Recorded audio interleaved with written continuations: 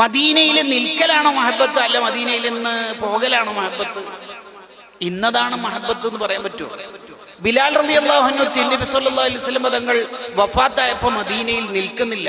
Because നബിതങ്ങളില്ലാത്ത മദീനയിൽ എന്നെ കൊണ്ടാവില്ല. അത് മഹബത്താണ്.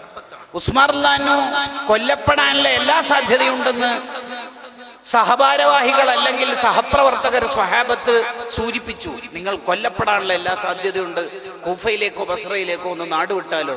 ഇല്ല, എന്നെ കൊണ്ടാവില്ല. ബിക്കോസ് എന്റെ കാരണം എന്താ? അതിന്റെ കാരണം എന്റെ മുത്തുനബിയുടെ മദീനയിൽ നിന്ന് എനിക്ക് പോകാൻ പറ്റൂല. അപ്പൊ അതാണോ മഹബത്ത്, അല്ല പോക്കാണോ മഹബത്ത്? എന്താണ് മഹബത്ത് എന്ന് വ്യാഖ്യാനങ്ങൾ കൊണ്ട്, അക്ഷരങ്ങൾ കൊണ്ട് തിട്ടപ്പെടുത്താൻ പറ്റില്ല. അതാണ് ഇബ്നു ഹജർ അൽ അസ്ഖലാനി തങ്ങൾ ഫത്ഹുൽ ബാരിയിൽ പറഞ്ഞത്. അതൊരു വിജ്ദാനാണ്, അതൊരു ടേസ്റ്റാണ്.